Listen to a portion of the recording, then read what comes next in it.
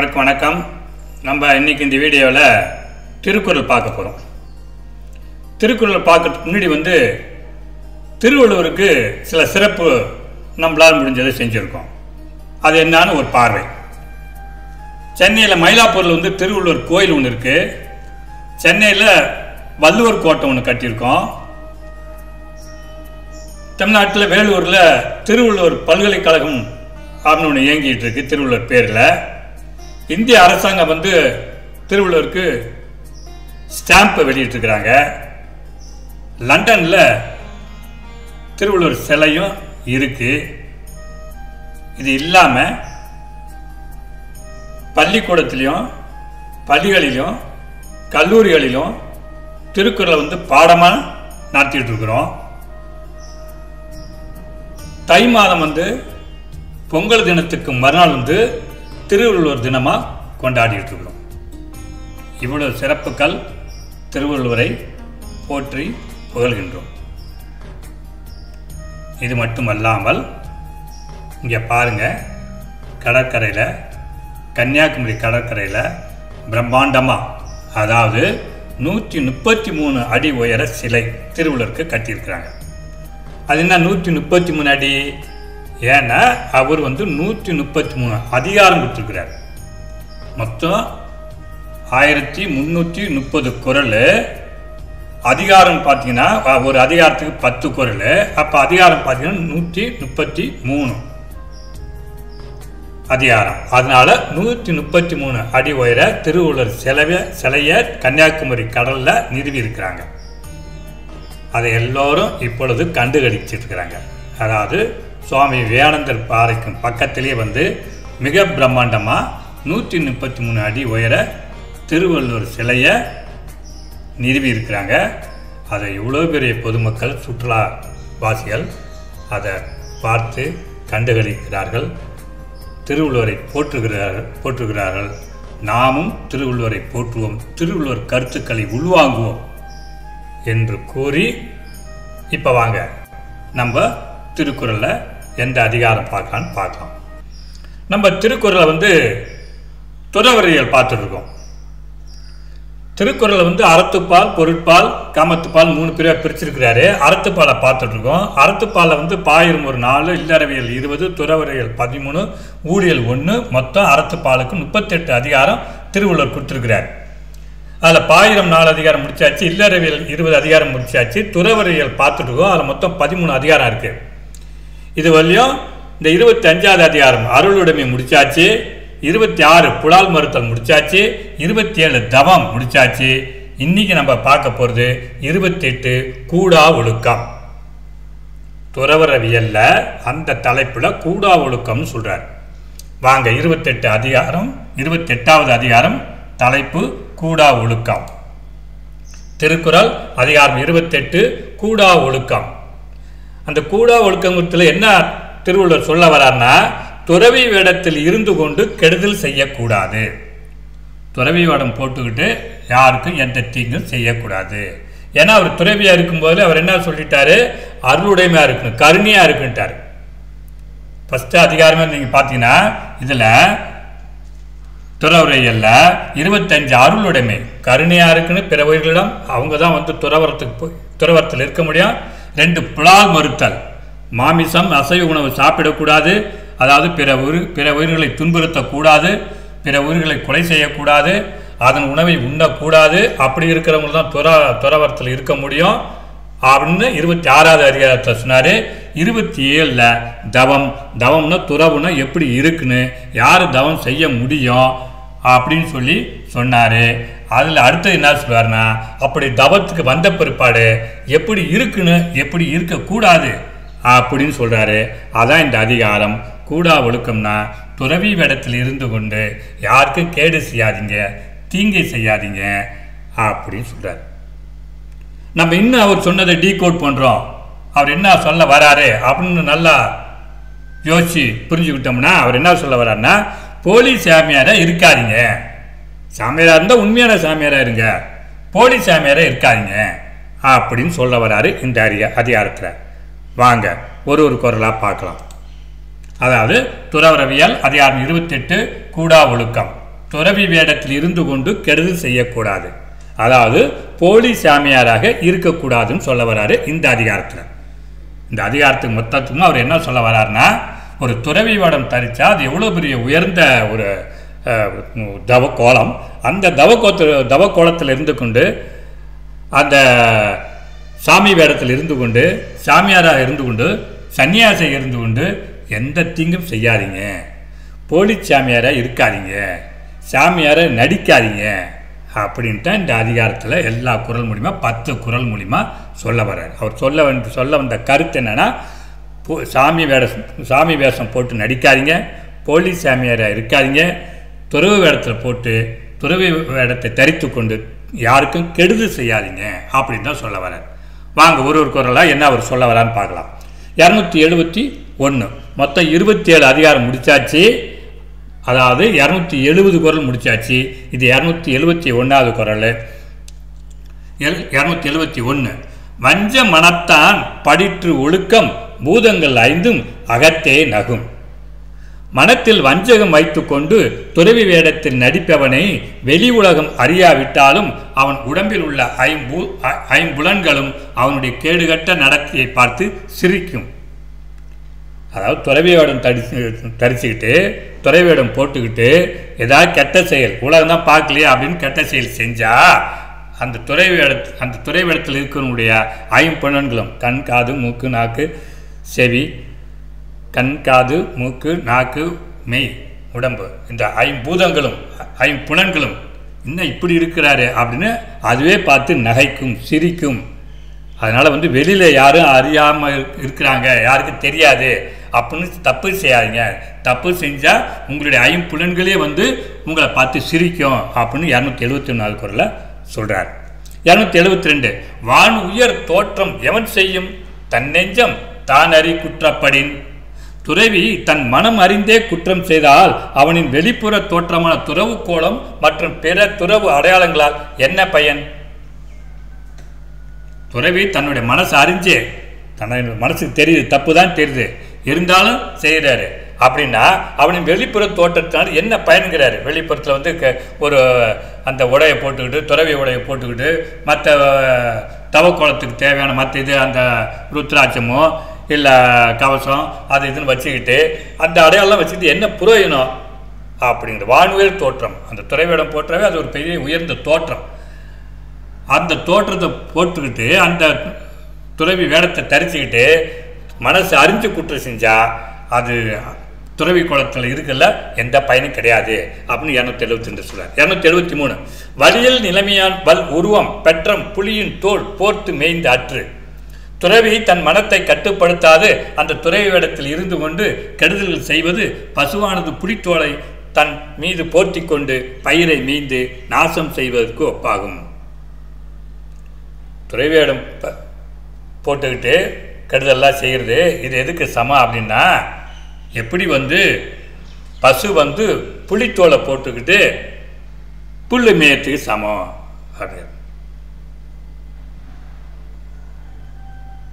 புலித்தோல் போர்த்திய பசு அப்படின்னா ஒரு வயலில் பசு மேய்ஞ்சிட்டு இருக்கு, ஆனால் புலி வேஷம் போட்டுட்ருக்கு அப்படின்னா பார்க்குறவங்க நினைப்பாங்க அது ஒன்றும் பயிரை மேயதாச்சே, புலி பசித்தாலும் புல்லை திங்காது அப்படின்னு தானே பழமொழி இருக்குது. அப்போ இது பசு கிடையாது, புலி புல்லை திங்காது அப்படின்னு போயிடுவாங்க. இது என்ன பண்ணால் எல்லாத்தையும் அந்த பயிரை நாசம் பண்ணிடும். அது மாதிரி பசு எப்படி புலித்தோலை போட்டுக்கிட்டு இவர் பயிரை நாசம் பண்ணி எல்லாத்தையும் சாப்பிட்டுடுமோ அடிச்சிடுமோ, அதுபோல் துறவியானவங்கள் துறவியை வேஷம் போட்டுக்கொண்டு மற்றவர்கள் கெடுதல் செய்வதற்கு சமம். அதனால் துறவி வேடத்தை போட்டுக்கிட்டு அது மாதிரி செய்யாதீங்க அப்படின்னு 273 குறளில் சொல்கிறார்.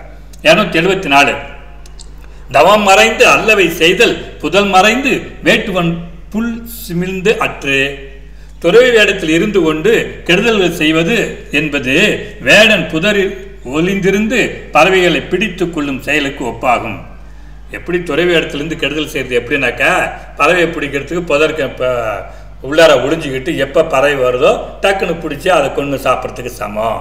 அதனால் ஒளிஞ்சிருந்து எப்போ வரும்னு காத்திருந்து அந்த பறவையை பிடிக்கிற மாதிரி இந்த துறவிங்கிறவங்க எப்போ நேரம் கிடைக்கிறப்போ தவறு செய்கிறது அதுக்கு ஒப்பானது அப்படின்னு ஓமையோட சொல்றாரு 274 குறள். 75 பற்று அற்றேம் என்பார் படிற்று ஒழுக்கம் எற்று எற்று என்று ஏதும் பலவும் தரும். துறவி எனக்கு எந்த பற்றும் இல்லை, எல்லாவற்றையும் துறந்தவன் என வெளியில் சொல்லிக்கொண்டு யாருக்கும் தெரியாமல் கெட்ட செயல் செய்தால் பின்னாளில் ஏன் அப்படி செய்தோம் என வருந்தும்படி பல துன்பங்கள் அத்துறவைக்கு வந்து சேரும்.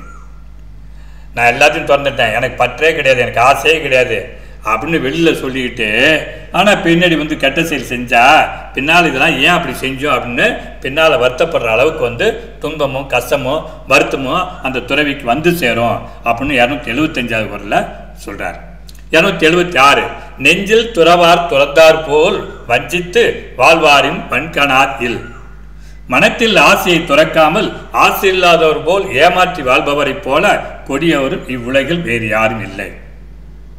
மனசில் ஆசையை துறக்காம ஆனால் ஆசை இல்லை அப்படிங்கிற மாதிரி ஏமாற்றி வாழ்வர் போல கொடியவங்க இந்த உலகத்தில் யாருமே கிடையாது அப்படிங்கிற 276 குறள். 277 புறங்குன்றி கண்டு அணையர் ஏனும் அகங்குன்றி மூக்கில் கரியார் உடைத்து. சிவந்த குன்றுமணி போல் புறத்தில் பார்ப்பதற்கு அழகாகவும் அதன் கருத்த மூக்கு பகுதி போல் மனத்தில் வெறுப்பும் வஞ்சனையும் கொண்டு வாழ்வோர் பலர் உண்டு. அவைதான் குண்டுமணி. இந்த குண்டுமணி பார்த்து நல்லா செவப்பா அழகாக இருக்கும். அப்போ இந்த துறவியானம் என்ன பண்ண நல்லா பார்க்கறதுக்கு செவப்பா அழகாக நல்லா இருந்தாலும் ஆனால் மனசில் பார்த்தா இந்த எப்படி குண்டுமணியில் மூக்கில் கருப்பாக இருக்கோ அது மாதிரி மனசில் கருப்பாக வச்சுருக்கிறவங்க நிறைய பேர் இருக்கிறாங்க அப்படிங்கிறார். எப்படி ஒரு குண்டுமணியில் மொத்தமாக சிவப்பாக அழகாக இருக்கும் ஆனால் ஒரு மூக்கு வாரத்தில் கருப்பாக இருக்கும். அந்த மாதிரி பார்க்கறதுக்கு அழகாக இருந்துக்கிட்டு அந்த துறவி வேடத்தை போட்டுக்கிட்டு மனசில் வஞ்சகம் வச்சுக்கிட்டு வெறுப்பை வச்சுக்கிட்டு இருக்கிறவங்க பல பேர் இருக்கிறாங்க அப்படின்னு 277 குறளில் சொல்கிறார்.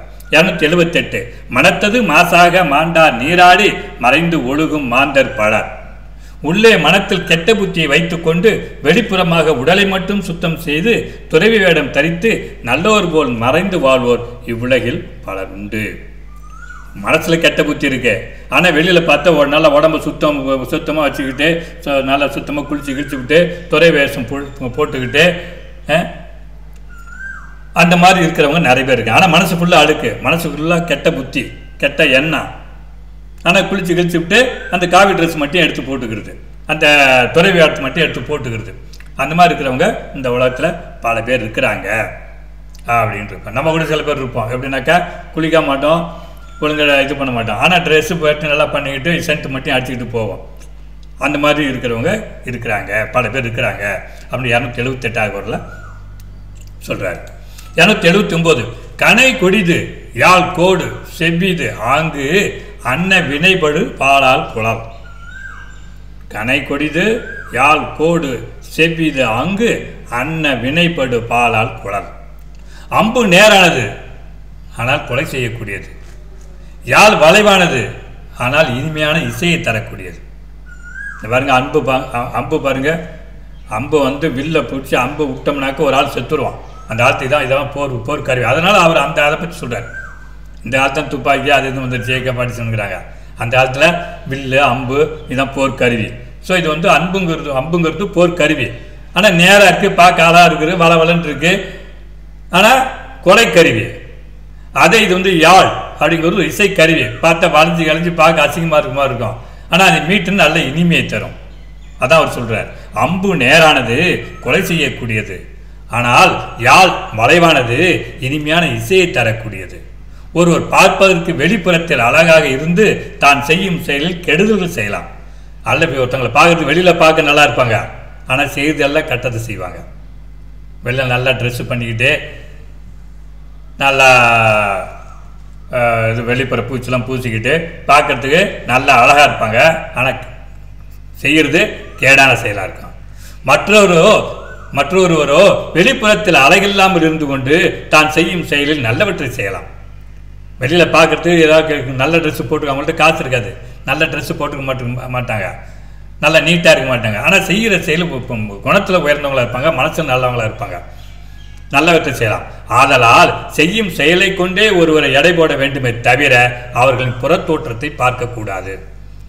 நம்ம ஏன் வள்ளுவரை கொண்டாடுறோம்னா, இப்போ அவர் சொல்கிறாரு பாருங்க, யாரும் வெளிப்புறத்தை வச்சு பார்க்காதீங்க, அவங்க என்ன செயல் செய்கிறாங்க, என்ன கருத்து சொல்கிறாங்க, அதைத்தான் நம்ம பார்க்கணும். வெளிப்புறத்தை வச்சு பார்க்காதீங்க. அம்பு தான் நேராக இருக்குது, அழகாக இருக்குது, வளவளன்னு இருக்குது, ஆனால் அதை கொள்கிற கொலை கருவி இது. அதை யாருங்கிறது வளைவாக இருக்குது, ஒரு மாதிரி பார்க்குறதுக்கு நீட்டாக இல்லை, ஆனால் அதை வாசித்தோம்னா நல்ல இனிமையான இசையை தரும். அதை யாரையும் வெளிப்புற தோற்றத்தை வச்சு பார்க்காதீங்க, அவங்க செயலை வச்சு முடிவுக்குவாங்க, அவங்க நல்லவங்களா கெட்டவங்களா அப்படின்னு நம்ம எப்படி வாழ்க்கை நடத்துன்னு நம்ம வாழ்க்கைக்கு தேவையான நல்ல கருத்துக்களை திருவள்ளுவர் ஒவ்வொரு திருக்குறளிலும் நமக்கு சொல்லிக்கொண்டே இருக்கிறார். நாம் அதை பின்பற்ற வேண்டும். ரைட்டுங்களா? அது 279 குறளில் அந்த ஓமையோட நம்மளுக்கு யாரை நம்பணும், யாரை நம்பக்கூடாது, எப்படி இருக்கிறவங்களை நம்பணும், எப்படி இருக்கணும் நம்பக்கூடாது அப்படின்னு 279 குறளில் சொல்கிறார். 280 மலித்தலும் நீட்டலும் வேண்டா உலகம் படித்தது ஒழித்து விடின். இது ஒரு அற்புதமான குறளுங்க, ரொம்ப பிடிச்ச குறள். இதை நான் ஒருத்தர் கிளாஸில் சொன்னேன், வகுப்பில் சொன்னேன், என்னுடைய வகுப்பில். மலித்தலும் நீட்டலும் வேண்டா உலகம் பழித்தது ஒழித்து விடின் அப்படின்னு சொன்னேன். இதுக்கு என்ன அர்த்தம்னா, இவ்வுலகம் பழிக்கின்ற பாவச் செயல்களை செய்யாமல் இருந்தாலே போதும், நல்லது. இவ்வுலகம் எது பழிக்குதோ, திருடுத பழிக்குது, குற்றங்குது. ஒரு வர்த்தங்க பொருளை திருடுதல் குற்றம், பொய் சொல்லுதல் குற்றம், அடுத்தவங்களை அடுத்த உயிர்களை கொள்ளுதல் குற்றம் அப்படிங்குது. இந்த உலகம் எதை பழிக்குதோ அது செய்யாத, அது போதும், அதுவே நல்லது. அதை விட்டுட்டு அப்படி செய்யாமல் உடலின் வெளிப்புறத்தில் மொட்டை அடிப்பது, தாடி வளர்ப்பது போன்ற மாற்றங்களை செய்ய தேவையில்லை. இந்த உலகம் எதை பழிக்குதோ, எதை குற்ற செயலுங்கிறதோ அதை செய்யாமல் இருந்ததே போதும். அதை விட்டுட்டு நான் அங்கே போய் மொட்டை அடிக்கிறேன், இங்கே போய் மொட்டை அடிக்கிறேன், நான் தாடி வளர்க்குறேன், இந்த இதுக்கு வளர்க்குறேன், அந்த இதுக்கு வளர்க்குறேன் அப்படின்னு செய்யவே தேவையில்லை அப்படிங்கிற எவ்வளோ பெரிய ஒரு ஞான கருத்து. இதுக்கெல்லாம் நம்ம கை மாறி என்ன செய்ய முடியும் அவருக்கு? மலித்தலும் நீட்டலும் வேண்டா உலகம் பழித்தது ஒழித்து விடும். இவ்வுலகம் பழிக்கின்ற குற்ற செயல்களை செய்யாமல் நாம் நேர்மையாக உண்மையாக இருந்தோமானால் அதுவே போதும். எங்கேயுமே போக தேவையில்லை, எந்த கோயிலுக்கும் போக தேவையில்லை, எங்கே போய் நம்ம விரதம் இருந்து மொட்டை அடிக்க தேவையில்லை, தாடி வளர்த்து அதுக்கப்புறம் நான் தாடி எடுக்க போகிறேன், இந்த இதுக்கு தான் நான் சாமிக்கு தான் முடி வளர்க்குறேன் அப்படின்னு சொல்ல தேவையில்லை அப்படிங்கிறதான் வலியுறுத்துகிறார். மலித்தலும் நீட்டலும் வேண்டா உலகம் பழித்தது ஒழித்து விடின். மலித்தல்னா மொட்டை அடித்தல், மொட்டை அடித்தல். மலித்தலும் நீட்டலும், நீட்டல்னாக்கா தாடி வளர்த்தல். நிறைய தாடி பெருசாக வச்சாங்க சாமியார்லாம், வேணாங்கிறார். இந்த கோயிலுக்கு போய் மொட்டை போடுறேன், அந்த கோயிலுக்கு போய் மொட்டை போடுறேன், வேணாங்கிறார். எது உலகம் பழிக்குது அது செய்யாத, அது செய்யாமல் இருந்தே போதும். அதையெல்லாம் செஞ்சு விட்டு நாம் போய் அங்கே போய் மொட்டை போகிறோம், இங்கே போய் மொட்டை போகிறோம்னா அது எதுக்குமே பிரயோஜனம் இல்லை. இதுதான் வள்ளுவனுடைய வாக்கு. மலித்தலும் நீட்டலும் வேண்டா உலகம் பழித்தது ஒழித்து விடின் அப்படின்னு. இதை நான் வகுப்பில் சொல்லும்போது அப்போ ஒரு மாணவர் கேட்டார், சார் இப்படி சொன்ன வள்ளுவர் ஏன் சார் தாடி வச்சுருந்தாரு? அவர் தான் மலித்தலும் நீட்டலும் வேண்டான்னு சொன்னார்னு சொல்கிறீங்க, அப்போ வள்ளுவர் ஏன் தாடி வச்சிருக்கிறாரு? நீங்கள் என்னன்னா யாருக்காவது தெரியுங்களா? யாருக்காது ஏன் வள்ளுவர் தாடி வச்சிருக்கிறார்? அவர் பையன் கேட்டோன்னு எனக்கு கொஞ்சம் புரியல. என்னடா அது நம்ம இப்படி சொல்கிறோம், மலித்தலும் நீட்டலும் வேண்டா உலகம் பழித்தது ஒழித்து விடுன்னு வள்ளுவர் சொன்னார், அதனால் மொட்டையும் போட தேவையில்லை, தாடியும் வளர்க்க தேவையில்லைன்னு வள்ளுவர் சொல்லியிருக்கிறாரு. உலகம் எதாவது பழிக்குதுன்னு சொல்லுதோ அதை நம்ம செய்யாமல் இருந்தாலே போதும், நம்ம நீதி நேர்மை நியாயம் தவறாமல் இருந்தால் போதும் அப்படின்னு சொல்கிறாரு அப்படின்னு சொன்னால், அப்போ வள்ளுவரே சொன்ன வள்ளுவரே ஏன் சார் தாடி வச்சிருக்கிறாரு அப்படின்னு எனக்கு கொஞ்சம் நேரம் புரியல, எனக்கு என்ன பதில் சொல்கிறேன்ட்டு. ஆனால் ஒரு கரெக்டாக சொன்னேன். என்னன்னா இப்போ இருக்கிற வள்ளுவர் படம், இப்போ இருக்கிற வள்ளுவர் படத்தில் தாடி இருக்குன்னா, அப்போ வள்ளுவர் வாழ்ந்த காலத்தில் கேமராவே கிடையாது. அவருடைய இமேஜே இப்படி இருக்குமோ அப்படி யாருக்குமே தெரியாது. எல்லாம் ஓலைச்சுவடி அந்த மாதிரி கிடைச்சதான், அதை எடுத்து தான் நம்ம என்ன பண்ணிருக்கிறோம், திருக்குறளை கொஞ்சமாக அந்த கருத்தை கொஞ்சமாக ஆக்கி அது நூல் வடிவத்தில் கொண்டாந்துருக்கோம். அந்த காலத்தில் அந்த ஓலைச்சுவடி அந்த மாதிரி தான் எழுதியிருப்பாங்க. அதில் வள்ளுவர் தான் எப்படி இருப்பாரே தெரியாது. இதை வந்து நம்ம கவர்மெண்ட்டுக்கிட்ட அரசாங்கத்தை கொடுத்து அரசாங்கம் என்ன பண்ணுச்சு, ஒருத்தர் நியமித்து இந்த மாதிரி வள்ளுவர் மாதிரி ஒரு படத்தை போட்டு கொடுங்க அப்படின்னு கேட்டுக்கிச்சு. அந்த அரசாங்கம் கேட்டதின் அடிப்படையில் ஒருத்தர் வரைஞ்சி கொடுத்து அதை கவர்மெண்ட் ஒத்துக்குச்சு. இந்த மாதிரி நம்ம வச்சுக்கலாம், வள்ளுவருங்கிற அந்த புகைப்படத்தை அந்த ஒரு வடிவத்தை இந்த மாதிரி நம்ம வச்சுக்கலாம்னு கவர்மெண்ட்டும் ஒத்துக்குச்சு. அதை நம்ம திருவள்ளுவராக ஒத்துக்கிட்டோம், அவ்வளோதான். ஆனால் திருவள்ளுவர் இப்படித்தான் இருப்பார் அப்படித்தான் இருப்பாருன்னு யாரும் யூகிக்க முடியாது.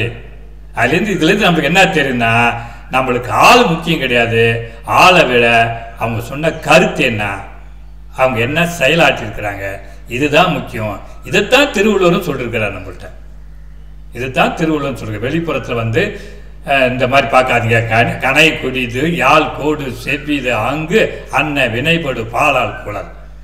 அம்பு நேராதனால நல்லதுன்னு நினைக்காதீங்க, யாழ் கோணலாக இருக்குது வளைவாக இருக்குது அப்படின்ட்டு அது மோசமானதுன்னு நினைக்காதீங்க.